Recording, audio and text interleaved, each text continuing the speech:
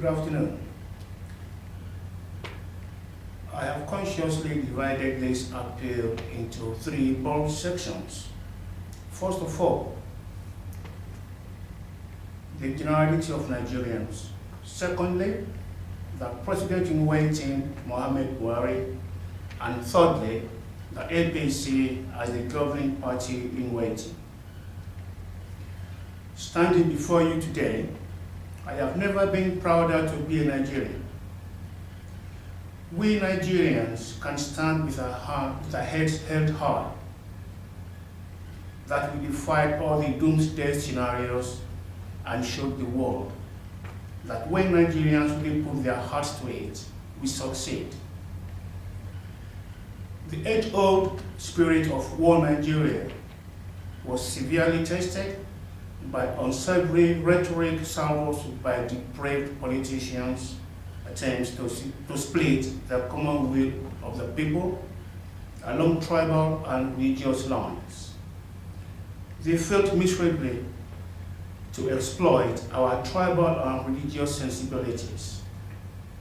I commend Nigerians for rising above those politically nonsensical maneuverings and make sure that, for the most part, our votes counted.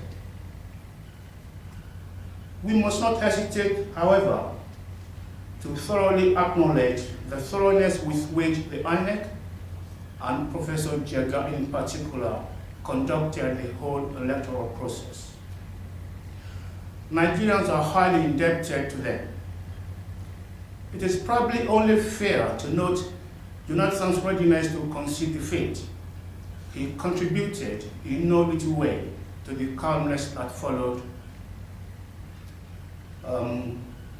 the electoral process. However, it became very clear that he had no chance in hell of beating Buhari. The vast majority of the security personnel also did their level best to keep the peace and maintain order in all areas of our country. We must be quick to offer our thanks to them. It is also incumbent on us to acknowledge and appreciate the support of the international community for their impartiality and steadfastness in their monitoring and reporting activities.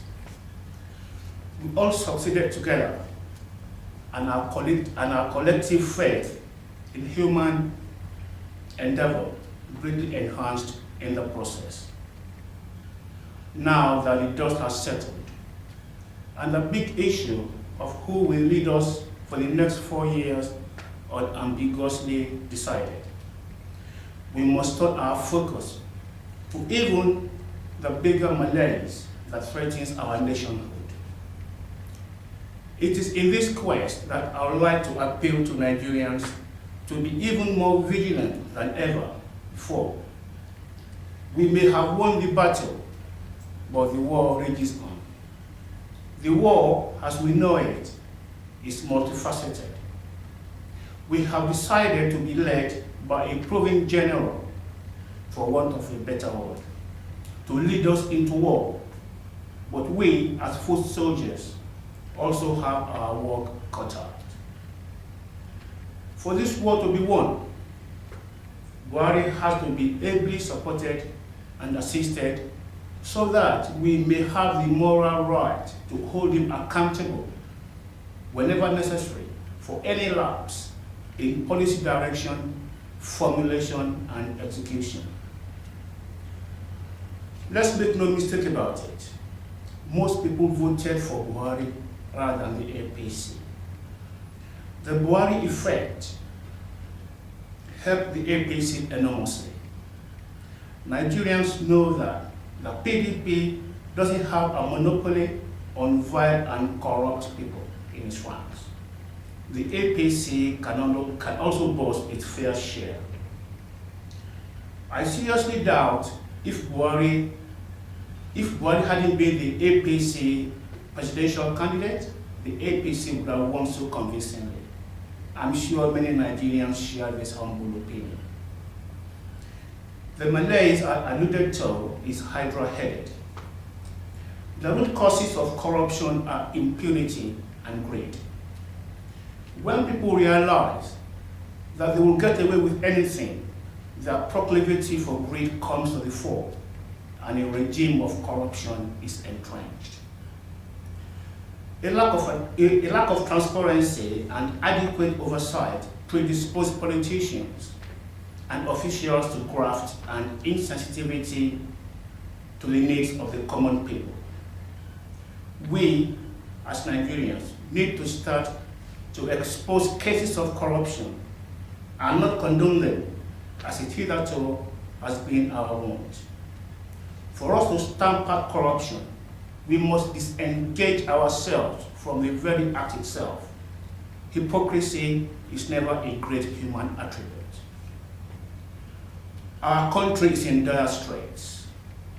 The outgoing Jonathan government has depleted our foreign reserves and plundered the ECA. Our foreign and local debt profiles have never been starker. The government has been borrowing heavily to even pay salaries. Fuel scarcity is the order of the day, as importers demand the payment of subsidy arrears. Many state governments have been starved of allocations and in turn unable to fulfill their obligations. Things are not bad. They are unbelievably bad.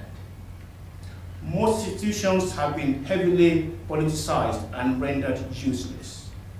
Think of the police, the army, the navy, the EFCC, the ICPC, ministries, departments, and so on and so forth. The 16 years of the PDP, and even more damagingly, the 6 years of Jonathan have pushed our nation back decades and impoverished our people no end. In short, there's no quick fix, and it's both unrealistic and unfair to expect miracles of Buhari and the incoming government. Studious and steady rebuilding process is required to gradually undo the damage that has been caused by 16 years of PDP's ineptitude and Jonathan's weakness and reckless abandon of common sense.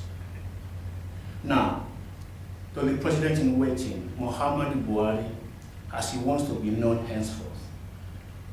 I have no doubt in my mind that you realize Nigerians will not entertain any excuses for failure in any area of our national life, be it in the guise of paucity of electricity supply, rampant unemployment, insecurity, Boko Haram, or any other form of insurgency, infrastructural decay, and corruption. Nigerians have suffered long enough and hard enough, and the hope for a respite was what we voted for, and it is what we expect. You are not an accidental president. You have been preparing for this for longer than anyone cares to remember. Nigerians shared your frustrations, and we showed that by giving you the mandate to begin to bring succor to our long-suffering people. We don't expect miracles to happen, but we expect serious action from your day one in office.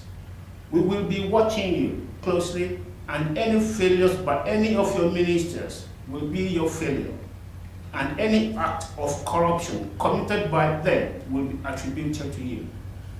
The hope of 170 million Nigerians, both at home and in diaspora, rests on your shoulders. One very important thing you must note: Nigerians expect you, more than anything else, to claw back our stolen funds. Looters of our commonwealth should not go unpunished, and the EFCC must be restructured, strengthened, and empowered to carry out its tasks without fear or favor. A special court must be set up to deal with corruption cases so that they don't drag on for years with no resolution. Corrupt people must know that the era of impunity is over, and they will be hunted down and not only made to pay back whatever they have stolen, but to go to prison for a very long time. We don't only expect you to step on toes. We demand that you smash those and cut them off for good measure. The NNPC has to be paid a very special attention. And all the monies missing, plot back, and the culprits, no matter who they may be, severely punished. The $20 billion question must be answered without delay. For us to have your back, you must show unambiguous determination to cure all of our national ills and readiness to bring forth that proverbial light at the end of the tunnel. We will give you time, but not plenty of it. Your promise of change is like an albatross around your neck, and we will hold you to that promise. To assist you enormously in the challenges ahead, you will need to put round pegs in round holes. People of proven ability and character have to populate your team. Attention to political patronage at the expense of professional pedigree would be a mistake. You have a golden opportunity to leave a lasting legacy of change and hope and prosperity. As the 29th of May 2015 draws ever closer, I, along with all Nigerians, both at home and in the diaspora, wish you well. We wish you God's guidance as we embark on this journey of our nation's revival. Now to the APC, the governing party in waiting. The mistakes of the PDP have to be good enough lessons for you to learn from. The transitory nature of power ought to guide your conduct in office. Your party is in office, not in power. Power belongs to the people. The APC has to be a template for good governance at all levels of government and make Nigerians in every region its focus of attention. No part of Nigeria should be considered hostile. Nigerians are watching you closely, and party discipline is a very close guide to government discipline. Do not take the mandate given to you by Nigerians for granted. Nigerians expect you to work with the government very closely in making sure the letters of your manifesto are adhered to. Finally, one burning desire of Nigerians is to drastically reduce the cost of governance. Your push in that direction would endear you no end to Nigerians.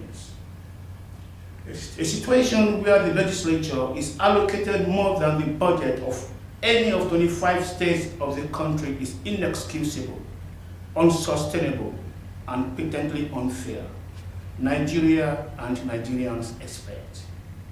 Thank you for listening. God bless the Federal Republic of Nigeria and its awesome people.